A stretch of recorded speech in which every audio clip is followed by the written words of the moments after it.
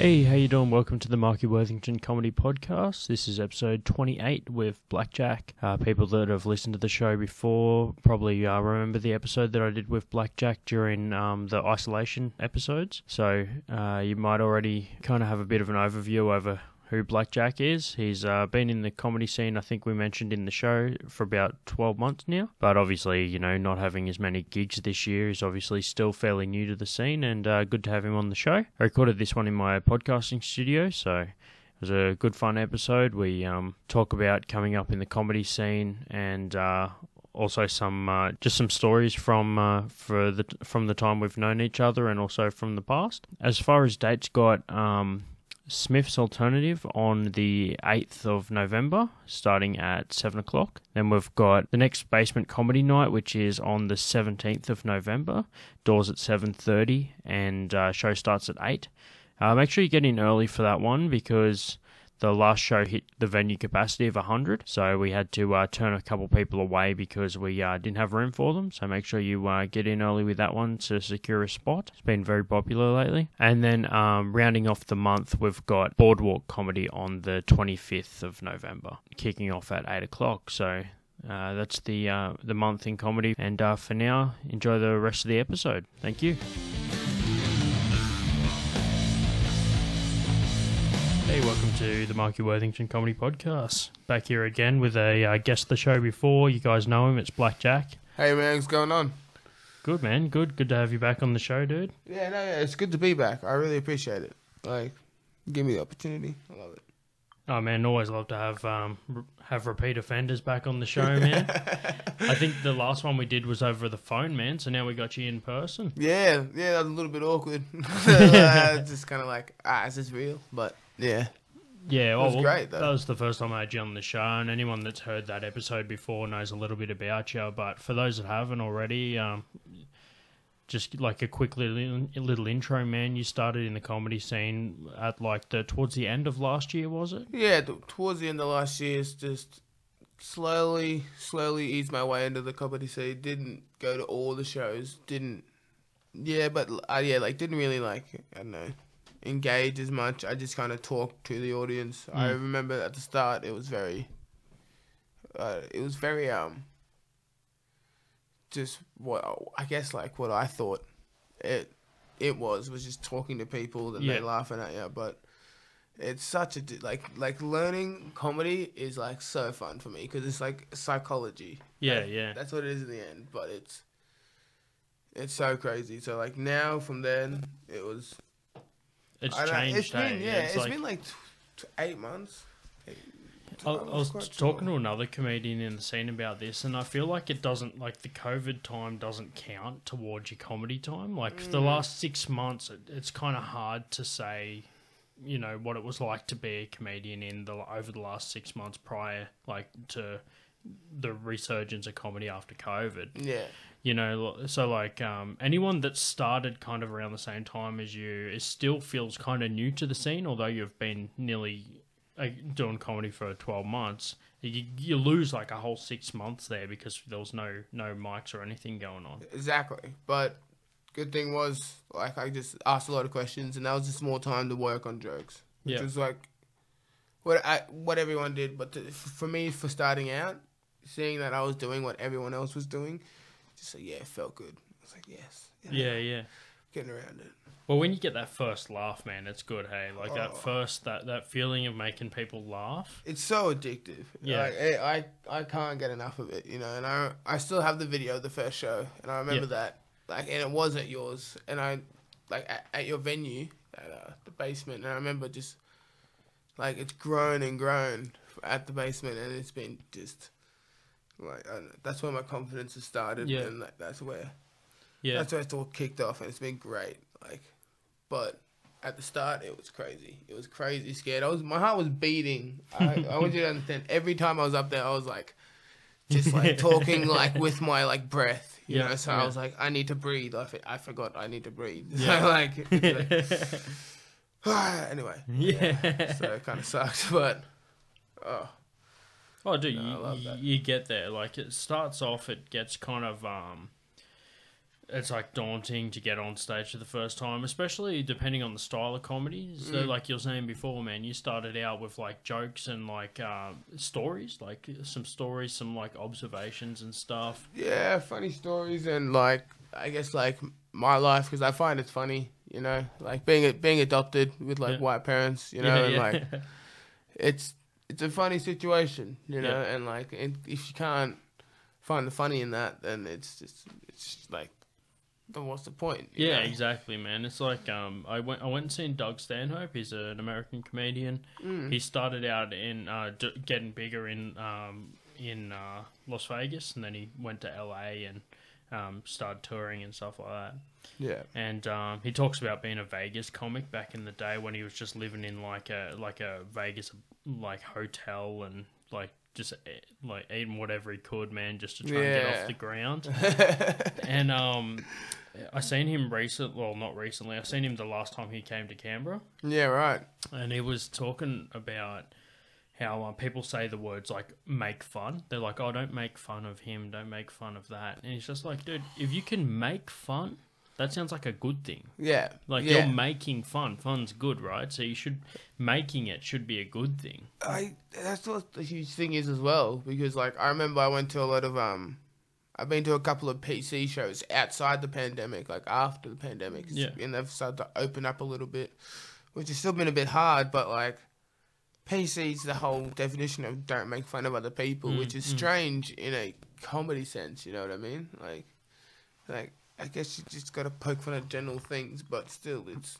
Well, I find that like the safe bet for myself is whenever I poke fun at myself. Like you can self-deprecate, that's a pretty common trait for a comedian. Everyone's good at that. Yeah, dude, because I know what makes me tick, man. I know what like... Yeah. I know what I'm good and bad at.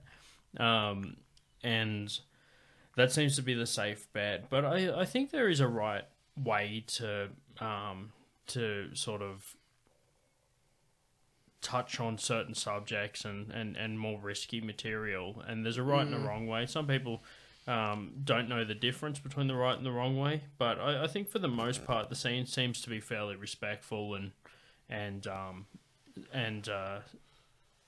good at wording jokes and things like that. Yeah, well, I feel like with the like sideways comedy and the of course the Smiths and the Boardwalk, it's all very PC and very. I remember doing that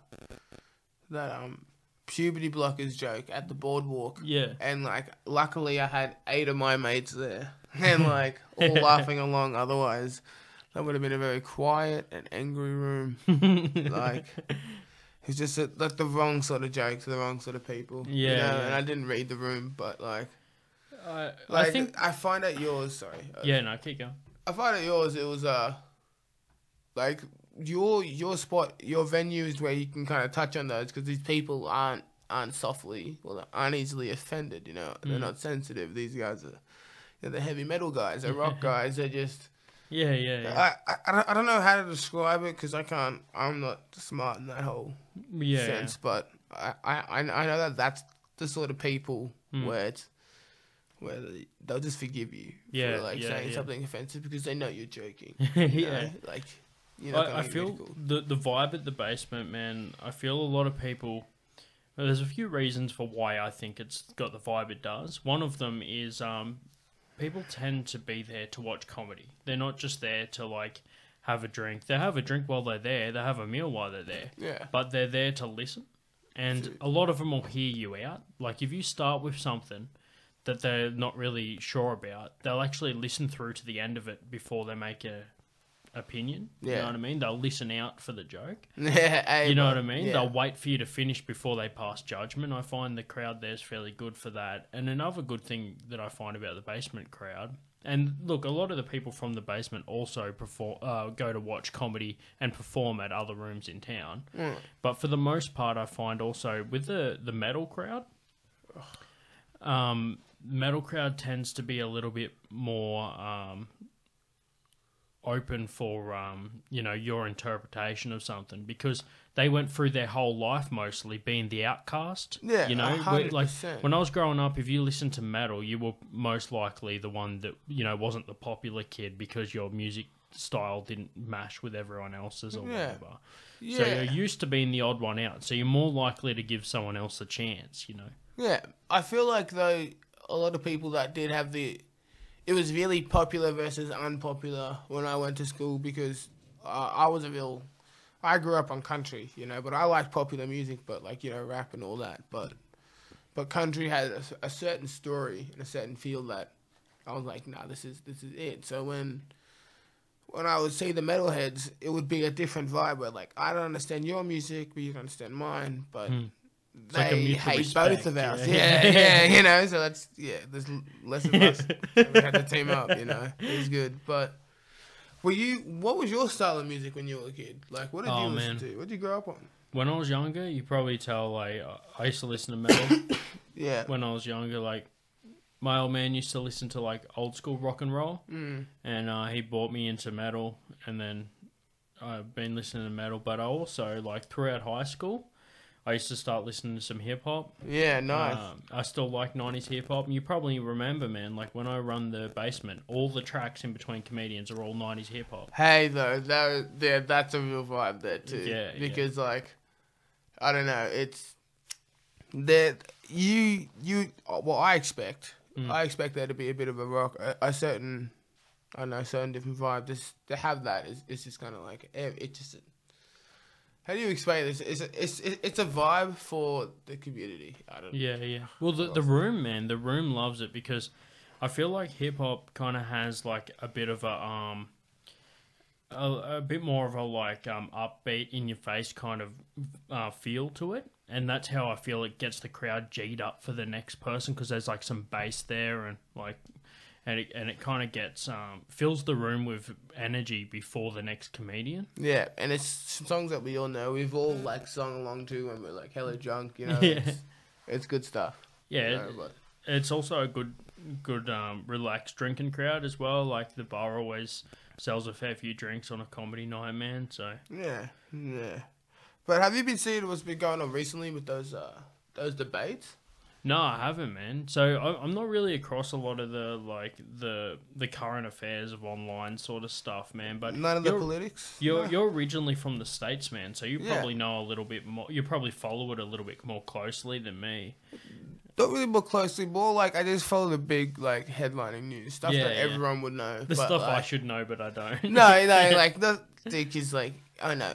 America can affect us in like the long term. What they're doing does affect Australia, but not as much as I guess as what I'm seeing it as. Only because like I'm an American as well, and I'm just there like if they go to war with a certain somebody, I have to go over there and fight for the country. But at the same time, it's like I'm not about that. It'd be hard, man. Like not knowing where you stand on certain things. Yeah, because I feel like I'm more Australian than I am anything else. I didn't grow up. I didn't get raised in there, but it still was like I don't know, countryman thing. But it's still something I'm trying to figure out by myself. But like, for those that didn't listen to the last one, man, which part of the States are you from originally? I'm from Atlanta originally. Yeah, and like I came from Atlanta over to Brisbane, and then from Brisbane down to Canberra. Oh, right, cool. But like, the elections, it was like, Trump was versus Biden in like this whole debate, and I watched the whole debate, and I didn't really listen. You know what I mean? I was really, really cooked, to be honest. I smoked a lot of cones, but I was just watching Trump trying to be powerful, and then Biden stumbling because he was just getting, I don't know, like, just annoyed by Trump. Yeah.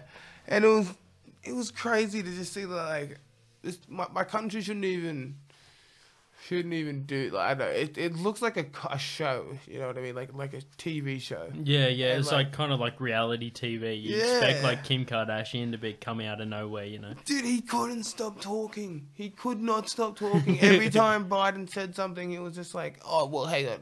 Then it's like, Mr.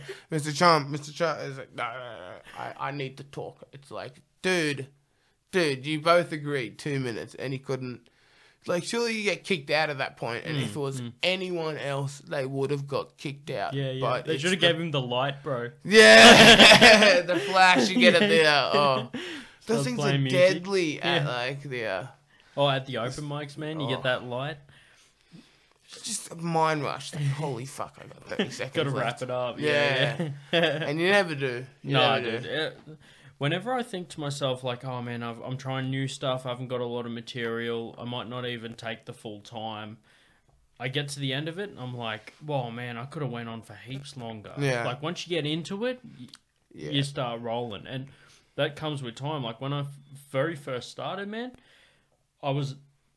my first ever open mic, I just hit the 5 minutes, man, and I ran out of stuff. Like, right. I had more stuff in my mind, but it wasn't ready, you know? Yeah, no, 100%. Like, I had stuff that was not ready, but I still was ready to throw it out there, because that's the perfect thing that I recently found out about open mics. They're,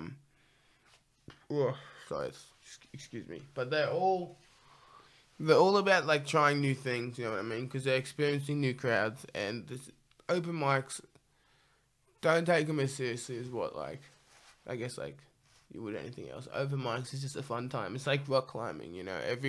There's experienced people that do it all the time, and there's people that are brand new with it, you know? Like, yeah. I reckon everyone should give it a go, because it's so fun. Like, I love it, and I couldn't believe it. They're like, it was just kind of... The first step was insane. That was like going, I'm going to do this. Yeah. And there were so many times I was like, I'm going to pull out. Like, this is like, but yeah, no. Yeah, I just, Ed comes to Ed, like, you just do something like that because it's, what do you have to lose? What do you got to lose? It's like people say, man, you got to knock it off the list, man. If you want to do it, you, like, why would you, imagine wanting to do something and then just going your whole life and never doing it. Like, if I said to you, like, if I was just like, man, I'd love to go to New Zealand for a holiday, and I just talked about it my whole life, but never actually did it, that's no fun, yeah? I would be like, Mark, shut the fuck up and do it. Just do it, bro. Yeah, dude. Like, so just before there was hair in my mouth. Oh, that's all good, man. Crazy shit. I don't know what the hell's going on. I know what I ate. Dude, you just don't want to tell me what you ate, what you got your hair in your mouth there. hey, long story short. Dude, I remember I was up on Smith's and, like, I was, like, talking, and then I just realized I was like, whew, because I farted. Yeah. And I was like, oh, that fucking stinks, bro. And I just, like, kept going. I don't know what I ate, but it was, like, all day. I was just, like, just releasing these what the fuck, you know what demons. I mean? Yeah, dude. And, like, I've had those days where, like, I don't know, you're more gassy than other days. Yeah. Oh, my God, dude. Like, I remember I just handled it like a pro. Like, you just like, go through it, man. Oh, my eyes. A good thing no one smokes inside, bro. Like, because if they lit that match, that thing might have went off. Oh, it was dangerous, man. But, yeah, no, just the presidential debates were just fucking retarded. Insane, man.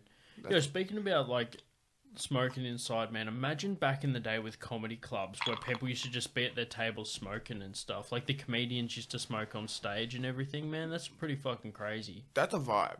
I love that vibe. And if I ever had a club, that would be the main, I guess, cornerstone, is you can smoke inside. Yeah. But the law stops that, but really? Yeah. So you can't even do that at all. That sucks. Yeah, so that's the shit thing, dude. Like, even if you want something, if the law forbids it, man, you can't do it. So even if it's your club, your place, you can do what you want, they don't let it. I'll find a way. Yeah, always find a way, man. Yeah, but I don't know. I just... If you see there's this comedian called Bill Hicks. Yeah. And any of his old specials, man. Bill Hicks is a genius. Just smoking inside, dude. Yeah. So good. Yeah. Him and Dave Chappelle. Yeah. I absolutely love it. But Bill Hicks, I was watching a lot of his stuff recently, and Goat Boy. Yeah. Love that routine where he absolutely loses the crowd, right? He loses the crowd, and the crowd's like they're just nervously laughing. They're like, this guy's fucking weird, you know? But then he just rips it back, and then he's like, it's just like, it's pure comedy genius. And like every time I want to look at that and just, and just kind of like learn. You want to do that, yeah. Structured jokes. He's the comedian's comedian, and he works with the crowd, man. Yes. Yo, cheers on that one. You give this a crack. Thank you. This looks insanely dangerous. It's dangerous, man. Oh my god. Yeah. How's it the honey? That's that honey, man. God, I like that. Yeah, it's a good one to finish up. Finish legit. the drink on. But yeah, man. You see when you start doing comedy, man, you see other comedians doing stuff, and you're like, oh, I know what he did there. Like you pick up on it more. It's a bit like if you're like watching sports, and like I don't know, you start learning sports a bit more deeply. You start analyzing the game instead of watching it, and then you understand why players have gone in. I get that completely. You know, it's like me. I don't play a musical instrument, man. Like I've got a bass guitar. I play that every now and then. Yeah. But I'm not in a band or anything. And but although I just know a little bit about bass, whenever I see a band playing at the bar, I'll like watch their bass guitarist and see how he does it, and I'm like, oh, that's cool. That's a cool technique. Yeah, that's something interesting. And that's what I do with comedy. Yeah. Like I watch like a stand-up special. Bill Burr's got Paper Tiger, and then Dave Chappelle's got Sticks and Stones, man. I've watched all of Dave Chappelle's and Chris Rock's, like not because of like their color, because they are comic geniuses. Bill Burr, is it? Yeah. I've been listening to his podcasts for years, man. He actually listening to his podcast is what got me into comedy. Yeah, right. Yeah, so he had a guest on his show called Paul Verzi. He's another New York comedian. Yeah. And then I was listening to Paul Verzi's podcast, and someone wrote in and they're like, yo, I need to, I need your advice about starting in stand-up. And he was giving advice, and I was just like, dude, I should try that shit. So I fucking went out to an open mic at Smith's. My first ever open mic was at Smith's, and this is before they had that section next door. There was just like the first part that you walk into, and the stage was at the end of the room. Oh wow, yeah. Okay. And I just had to fucking do stand up there, doggy, and I just fucking was sitting there like sweating bullets, dude. Yeah. And I came out with this joke, man. I was just paying out. You know, you ever heard that saying, don't look a gift horse in the mouth? You know, saying, like, if you get something for free, don't question it. Yeah, dude, it's a whack-ass saying. Yeah, but if you don't get something for free, well, if you get something for free, don't question it. Don't complain and stuff, yeah. That's the saying. But I did, like, a full, 3 minutes on ranting about how fucking stupid that saying is. Like, if someone gives you something for free, what are you meant to just say thank you and not question how they got it? Or, like, even if they give you a horse for free, man, you know you got to look after that shit. It's fucking going to be a pain in the ass your whole life. Well, to me, that's a good 12-hour Snapchat and, 12-hour Snapchat story. And then yeah. As you can tell, man, the fucking bit was pretty shit. But No. Like, see, that's the perfect thing about open mics. Is like, it's not shit there. It's just shit at that spot. You know what I mean? It's not shit. It's just shit at that spot. That type of crowd. Comedy works in all shapes and forms, and I found that a lot of comedy that I don't find funny is hilarious to other people, and that's the hardest side to learn. Is stuff that you find not funny that you have to give back to them, and that right now is what I'm trying to learn, because I've learned the throwback, which is that whole referring to something in the before, but I don't know. I really need to learn to structure jokes, because that's what I want to do. That's the hardest thing to do. It's all about writing, man. I try and write as much as I can, dude. But it doesn't always work. I'll put time aside to write, and I'll just have it's not my time to write. I won't be I won't be ready to jot stuff down yet or whatever. And it's just not my fucking time. So it takes a little bit to get used to it. Yeah, okay. Yeah, I feel that. Well, I write in the mornings, man, for some reason. You know how people... How do you even function in the mornings? Dude, that's the thing, man, because I'm a fucking, freak, man. Machine. I fucking write in the mornings, dog. I don't give a fuck. I'll sit down... I actually find that I'm more productive and creative, early, for some reason, because I haven't had, any, influences. I haven't just eaten. My stomach's still empty. I'm fucking still hungry, and I guess it's just the world hasn't beaten you down. Yeah, that's it. It hasn't beat me down yet. You're I could do it. I could do anything. But I would just wake up like on a Saturday morning, man. I used to work on Saturday mornings. Yeah. I don't work on Saturday mornings no more, man. And that's when I write. That's a good time to write. You get up, get the pen in the fucking hand and get it down. But as you can see, man, I do podcasts and things. I got to edit those. I usually do that during the day, during the Saturday or Sunday arvo. See, that's huge. I don't know. I can't figure that stuff out. I probably could if I wanted to, but I've just got people that have just all about it. You know what I mean? They're like, yeah, man, like we can help you out. But I always worry about that sort of stuff because it's like they're helping me now. Yeah, you know what I mean? What goes on in the future? Of course, I'm going to help them back, but it's like, how far does that go?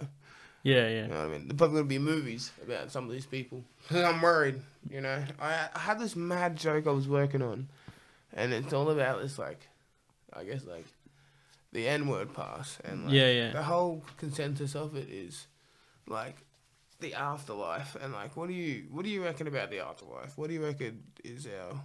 Man, I don't know. I know that I believe in something, man. I reckon there's something there, you know. Yeah. Like, I don't know about like an afterlife with heaven and hell and all that shit, but I guess because I don't know, it makes it like a mystery. So I don't really like assume what happens because there's no hard evidence or anything. I'm very like methodical in how I think about shit and strategic. Yeah. So I don't know, dude. Like, I believe in science and all that shit, but there has to be something out there, you know, like... That's a huge thing to me as well. Like, I don't know, I feel... When I talk about that whole afterlife, I hope there is nothing and it's just... Fucking you die, dude. Yeah, like... Because, I don't know, this whole afterlife stuff sounds real complicated because it's either, to me, it's either everyone's right because everyone has a belief system and their faith has manifested... this thing because of the energy that they send, I don't know, goes somewhere else. I haven't figured out the kinks. Yeah. But like the more either that or just none of it's real. Because I was raised Catholic, and like there's some fucking holes in that story. Yeah. Oh, 110%. Like, everything. I know there's a lot of blood sacrifice shit that they just were like, we need to banish this. Yeah.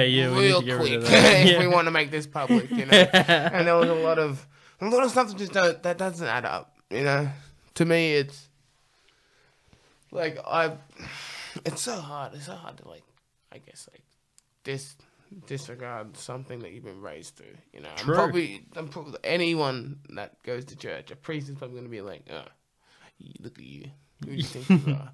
Devil child. Like, yeah, for sure. I've actually heard about Satanism, is it? Or, Yeah, and all that stuff. Apparently everyone just chills down there and everyone just, I don't know, does their own thing and it's not painful. It's just like just a thing. You just fucking sit there. Yeah, you just chill. You just watch over like your past and like all the memories and all the videos and all that. Did I do that every night before I go to sleep? Like, I think about all that jacked up shit that I've done in the past and I just fucking hate myself before I sleep, man. It's a good way to set yourself up for the night. Did you hear about that new technology where you can actually watch your own memories? No, man. What's that about? I only heard a little bit about it, but it was like, I don't know, someone has figured out that a way where you can like go back and watch certain part of your memories that are like really strong and really good and they can project it. And like when I heard that, I was just kind of like, listen, like I'm more worried about holograms right now. I want to see that shit. I want to see the gaming industry. Yeah. Just like thrive. Yeah, for sure. I fucking hate when technology goes outside of gaming. And I don't know why, but it's just like I remember we were the first one to love technology. Yeah, you know what I mean? Yeah. We were the first ones that were like, you're okay. And everyone else was like, no. Well, the thing is, man, like, if something exists, game developers will find a way to turn it into a fucking game. Like virtual reality and shit, dude. They're like, oh, let's make that into a game. Have you played any of that? Nah, man, I haven't touched that shit. Do you know I still do retro stuff? Actually, I'm gonna release like a retro gaming YouTube That videos. sounds sick. Yeah, man. I'll show you my collection after this, man. But like, I got some retro games that I want to play through. Yeah. And soon my YouTube's gonna have some gaming videos and stuff on there. So like old consoles. Yeah, dude. I remember kind of like being grown up. I think I looked it up. I don't think I'm a millennial. I think I'm a Generation Z. Yeah, which right. Is just before millennial, but like. Oh my god, the generation I grew up in there's just no history about it. But like I grew up with the Xbox basically, like the first Xbox and like the first PlayStation.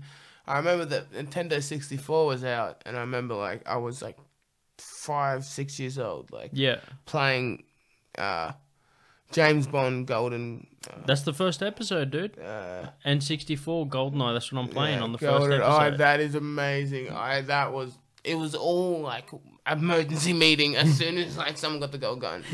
Oh my god. Yeah, you get to watch on the first. I've already recorded it, man. You get to see my buddy Dave. You know Dave that does the sound at the basement. Yeah. He came around, dude. He fucking killed me 7 times with a fucking golden gun, bro. Dude, that's fucking.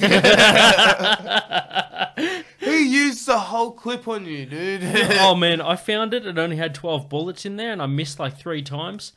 But then he got it off me, man. He fucking punished me with it. So, dude, I really wanted to do some gaming, but I wanted to do more like Gmod with just like the boys, because they're just, I don't know, the boys that I hang out with, they're people that have you ever noticed someone that hasn't got like kind of the guts, or kind of like I hate to say guts, so hasn't got this like the right mindset to go up on stage, but you know that's. They're funny, right? They'll kill it. Yeah.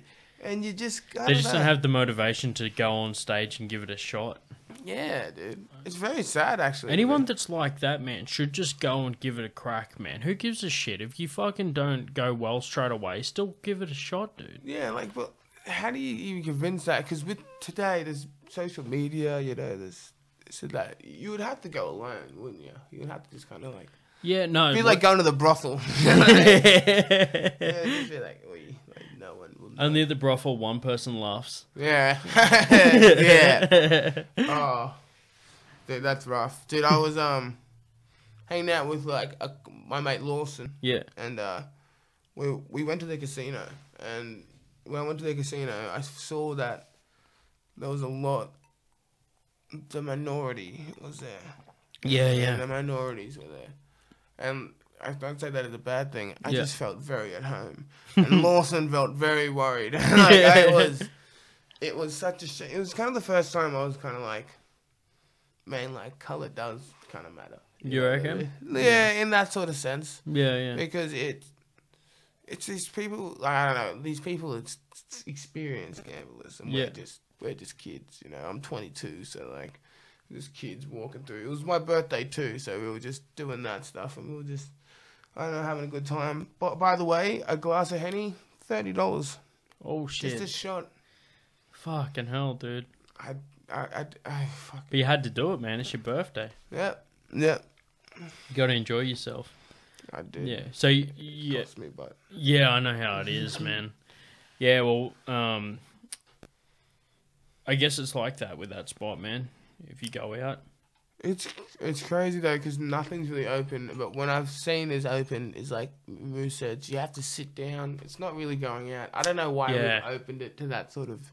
It's difficult, man. It's perfect for comedy, man, because you want everyone sitting down. You want to sit there and you want to fucking enjoy it. Yeah, that's good for comedy. Like I could see some comedians sort of traveling a little bit more just regional shows and stuff, because it's like seated. Yeah. I did Wagga at Riverina Comedy. Right. And that was a good room, man. Like, and you know, there's the work that they do for that spot. It's a small town, but they get a solid following, man. Like, I did this pre-COVID, but they got like 80 people out, man. Like, in a small town. I can't believe that's a thing, like a pre-COVID and after COVID. How weird! It doesn't even feel like it. It feels like this is it now. Like I barely remember what it was like before. I weirdly do, but I weirdly do only because like I just had like a huge he's like holding on to the It's strange because I hate, like, this is a real touchy subject, but like the word. Me and my mates when I was young, we used to always call each other like faggots, you know. Yeah. But like the annoying thing is like it's so offensive right now. It's literally the N word of. It's like, the new N word, bro. Yeah, and gay people are the new black people, you know? It's crazy, isn't it? Well, spin. But I never called my friend being like, you're a faggot, and was thinking, you're gay. I was thinking, no, dude, like, you're a dickhead, you know what I mean? Yeah, you're a fuckwit, you know? Like, yeah. It's hard, because I called someone a faggot the other day as a joke, and I'm working, and like, I got slammed for it. Oh, for real? Dude, like, in construction. You work in construction too, Yeah, man. dude. I would assume that industry is probably the last sort of place for any political correctness, man. Exactly, I thought Because I can tell you from experience, man. So when I finished high school, I work in IT, right? When I finished high school, I started to go into construction. I was going to do construction. I wanted to be a builder. Yeah. And that industry, man, was so difficult for me to work in because of the personalities that you have. And definitely. I just couldn't imagine any of the people. And that wasn't like, it was like 2012. That was when I was in that scene. Yeah. And I just couldn't imagine any of those guys that I worked with back then being the type to complain about anything that anyone ever said. Yeah, and to be honest, and it's not them either. It's not any business. It's like the guys in the office. You know what I mean? The guys that you barely see, but there's people overseeing the whole thing. I think that's how it goes, man. Like back in the day, I remember, and I'm not saying that I was around back in the day, but like in the early days of construction, man, the guy that did the work also was the guy that did the books. He did all the stuff. But you now draw up the plans. You draw up the plans. You went to council. You did everything, man. Yeah. But now the guy that does the work is like the last dude in the chain. Yeah. But it's shit. Yeah. But I also understand as well, like why I hold on to the pre-COVID is because in like the pre-COVID, as a weed smoker, pre-COVID, weed was abundant. You know, weed had a lot of. It was everywhere. It was just, it was almost getting to $200 a bag. Well, I got it for $200 a bag because I had very good friends who never really sold it properly. But like you see the market, you capitalize on it and shit. Definitely. Yeah. Not even that. Like I just love that. Like I don't know, we were legalizing weed, and then everyone was gonna be all this. I feel like we lost some momentum because of COVID, man. Definitely. And the crazy thing was, COVID came when it was the 4th of like the 20th. So it was the 420, and it would have been beautiful, but we did not. Everyone got tied up, man. Everyone got COVID. Yeah. Yeah, dude. Well, anyway, I'm glad that the construction industry is starting to sort of take some steps forward, and also that things are starting to come back to some form of normal after all the COVID. Like I've noticed that the rooms over the last few months have gotten bigger and bigger. Oh, definitely, and that's crazy because with the basement, I found that it's grown immensely. You know, like when I go to Boardwalk, it's a wild card. Yeah. Maybe. It's mostly because of the capacity issues at Boardwalk. Okay. But with the basement, because it's fairly large, they're able to have more people. Yeah. But man, remember we used to do back room at the basement. You wouldn't have many people there. You had like 60 people. Oh, like best, I mean, compared to the. Oh yeah, to now then. Like it is. It was still good for an open mic at the time. You get a consistent, like, up to 30 people, maybe 45 on a good night. Yeah. Pre-COVID. But now I'm hitting consistent, 80, 100 people. And it's crazy. It's because, like, the good thing now, and this is why I kind of think COVID is, like, I'm finding the good and the bad, but COVID has made everyone itching to get out, and they just want to do something. They want to go to the pub again. They want to go play pool and, like, they want to go just feel normal again. And that's where, like, I guess we come in because us as comedians, it's we're our entertainers, job. man. Yeah, exactly. And it's our job to kind of go, hey, like, yeah, everything is fucked, you know? Like, Yeah. but this is the funny We just say bit what of it. everyone's thinking, man. It's all fucked up. Yeah, exactly. You know, we're just the voice, but yeah, I don't know. There's been a lot of shit that I've been like just really ignoring as well. Like that whole Black Lives Matter. I haven't ignored it, but I've been more like, what can I do? Yeah. As like I'm over in Australia, you know, like I'm not doing. There's a movement here in Australia. Yeah, and people tried to loot. Like they tried to taint it as well. Yeah, And yeah. I was like, why, dude? But like I like that. I definitely love them. Like I love the message, but I hate how much likes and all that this gets, Yeah. and how little people actually look at it. You know, Yeah. because people aren't looking at the real consensus here. It's just the whole white privilege in the end, which I somewhat don't have, but I have. You know what I mean? When my parents are around, I have it.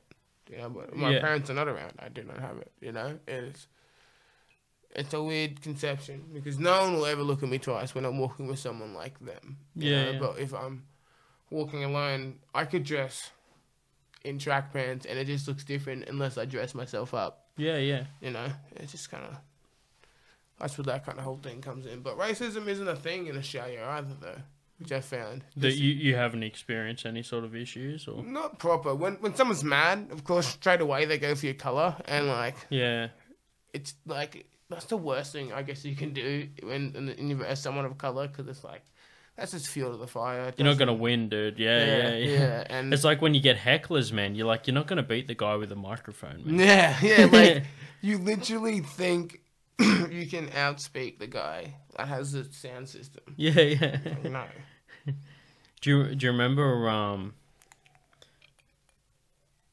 at one of the previous gigs that we did, there was that guy that came in and tried to heckle, and then he left before he got on stage, man. I wanted you to like be able to have a go. Remember at the last At Boardwalk? Yeah. Oh, dude, I was literally a fucking set away. Yeah. I was a set away because the problem was as well was like they were tradies, and like if you watch this or if you see a photo, you'll see I'm in tradie gear. Like I don't know, I am a tradie. That's where a lot of people I'm like, you should be a comedian. Like I find on site. Yeah. And like they just are so funny, dude. It's such a like different side. It's like school. You know what I mean? Yeah. It's just people that genuinely respect their job, but they're not there just to head down, towels up. You know, they're there to have fun as well. They're there to actually Make get the day go quicker and that Yeah. sort of shit. Yeah, exactly.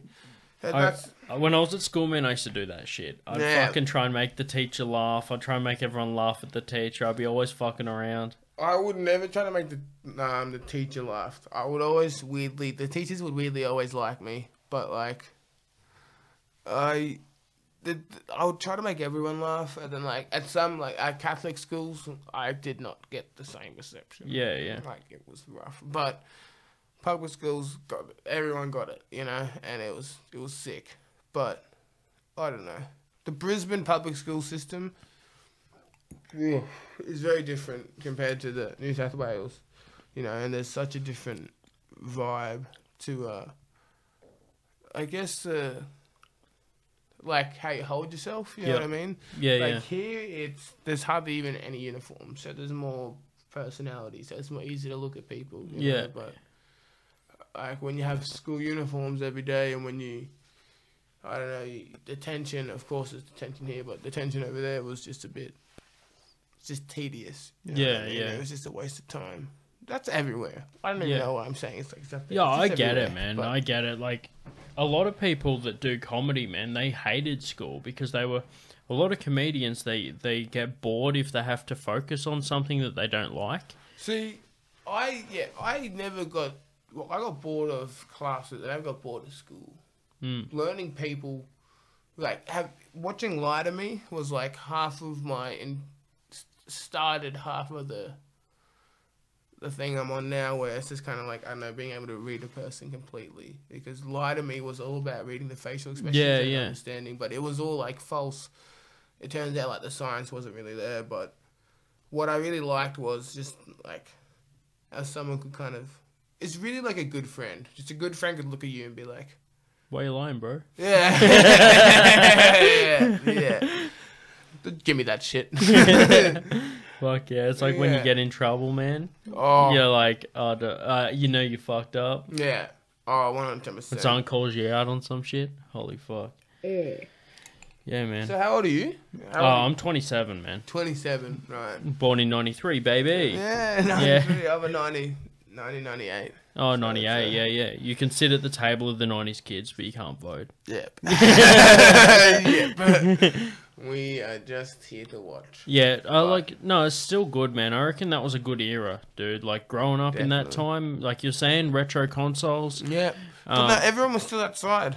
Everyone was still outside. And me... It was the last of that generation, man. Yeah. Actually, recently, I was going to say 2 days ago, my mate moved Southside, and me, Dory, and PM, I'm going to say PM, to keep him safe. I mean, we all just like went down to the park, you know, there was like an exercise park, and we played the Ultimate Tag. Yeah. Have you ever seen that? No, like, man, what's that? Ultimate Tag is like where there's like bars and it's basically just tag, but like they've turned it into a whole sport where like it's basically parkour / just chasing in like a small arena, and it's insane. You know what I mean?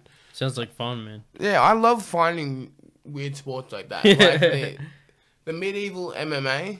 You seen that stuff? No. Oh yeah, I have actually. Yeah, dude, that's crazy. It's insane. What? It's like they went, let's get two fucking crazy things and join them together, man. Yeah. Hey, do you remember the old times back in like 96? Yeah. We just get away with shit, dude. Yeah. Oh, so you got you got some ideas to maybe do some podcasts down the track, man? Definitely. Yeah. Definitely. Yeah, like, we were talking earlier about it, so. Yeah, no, I have, because it's more, I found that like I really enjoy just talking to someone and finding out their story, and like I've been a social butterfly, so I know the right questions to ask. But it's just more, I guess, being clear, you know, like saying things properly and having, I guess, the right equipment to do it. It's always been like a bit of a struggle. Plus, I need to find a brand name because I don't want. I was thinking like, I don't know, like Curtains Out. Or I don't know, like Behind the Curtain. Yeah. As like a podcast, because it was. Like a play on your name and stuff? Yeah, a play on my last name, but it was also just... My podcast would be about the current affairs and what you think about it. And so, like, at that time, it'd just be... Yeah. It would just be like it's a spot where you chill. But I was watching heaps of Joe Rogan, like, recently. Well, all the time. But, like, recently it was just, like, kind of, like, immense. That, like, I was watching this bloke. I forget him, he's a comedian, though, and he was just talking about like wild times when like the comedy store in LA will have like 15 people. And it would have like that small crowd, so like you'd find what jokes works and don't work because the small crowds were like cleansing. And I just like was listening to that going like, dude, I get that every single fucking day. Like we're monks over here, bro. Like we just getting cleansed all the time, bro. It was I don't know. I tried to do a show at Moby's and it went okay. It went better than expected, but it was still like I was not ready for that. I was not ready to MC. I was not ready to. I didn't even have a mic, and luckily the band helped me out with the mic. But like. It was a disaster. It's tough, man, off the cuff to get up there. Yeah. But it's all about kicking it off, man. Eventually you get to a point where you're more comfortable with it. It's just about taking those first couple steps. Yeah. I actually think that I'm going to start doing some gaming as well. Because I saw the Wolf Among Us. Yeah. Have you seen that? Yeah. Love that. Absolutely love that. Fairy tales with like the continuation of the story. I love that shit, dude. Yeah, and like...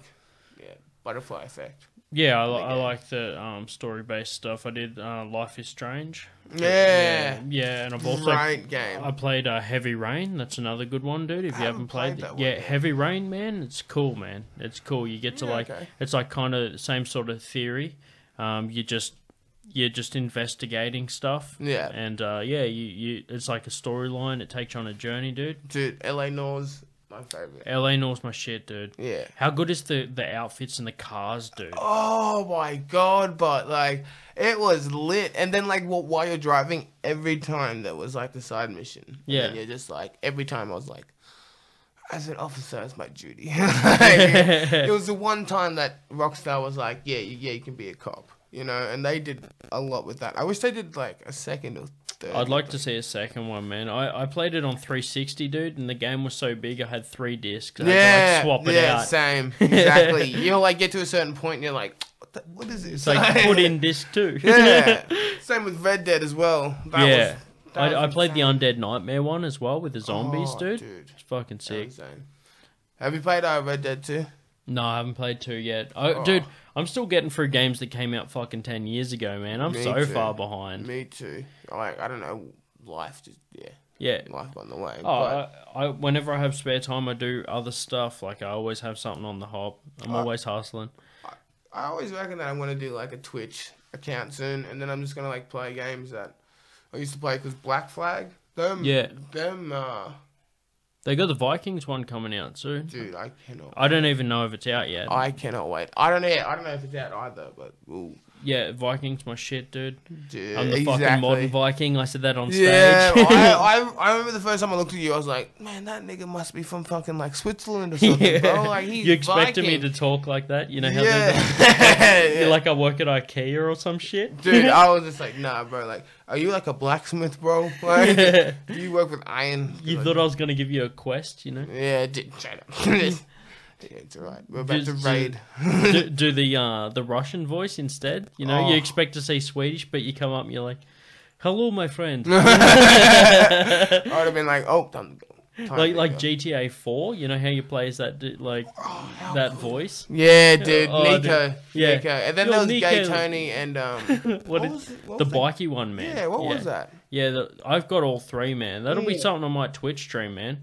That was always great. It's just every now and then the page goes off. Yo, Nico, let's go bowling. Yeah, like you're in the middle of like doing some like hectic mission. He's like, hey cousin, what are you doing? You want to go bowling? You're like, what the fuck, Ronan? What are you doing? yeah, I love that shit, dude. And then it's like, what was the because I have like a Russian voice. I want to put it into a bit like a Russian accent, where it's just like if he calls you up and it's just like, you know, like, we maybe go bowling, pick up some prostitutes, you know?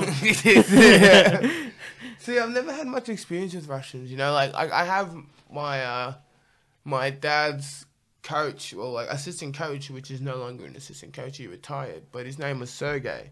Well, there was Sergey and Vlad, but Sergey was really close with my dad. Yep. And it was weird, because when I was staying at the AIS with my dad, both of them would go for walks at like 9 a.m. and I would be like at night. And 9 a.m., 9 p.m. And I'd be like, Dad, why are you walking with a full Russian dude? Yeah. Sergey. Yeah, every time I shook his hand just like trumped mine. You know what I mean? It just like... It's a big hand, man. Yeah.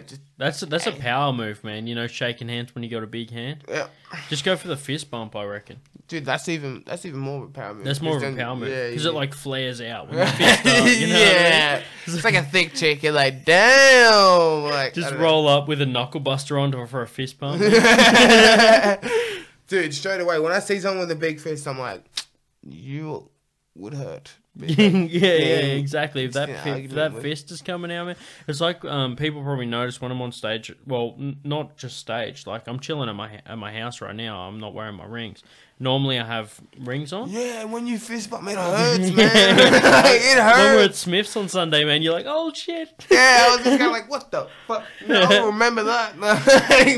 Fuck shit. Yeah. Nah, but it was just, damn, I forget that because it's so baller, but you know what I mean? Because like it's what I would want. I would want like the rings, the chain, and even if I could, the grills. And then I'm just there like, what's going on, my man? You know, like, it's a weird vibe that I want, but I roll want up like fucking Rick Ross. I want the tattoos. I want everything, and I want to look like I don't know, some full thug.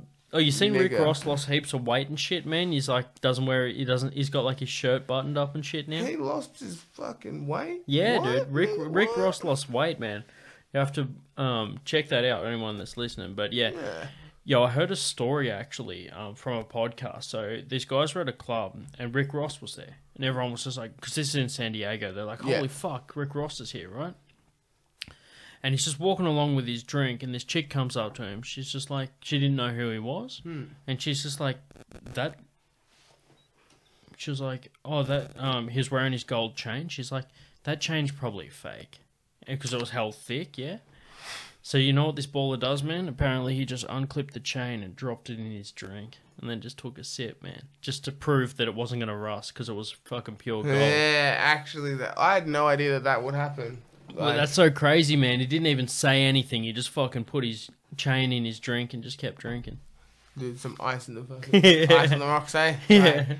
Oh, that's crazy, dude. That's sick. What a fucking baller move, man. Even if that's bullshit, it's a funny story. Yeah, legit.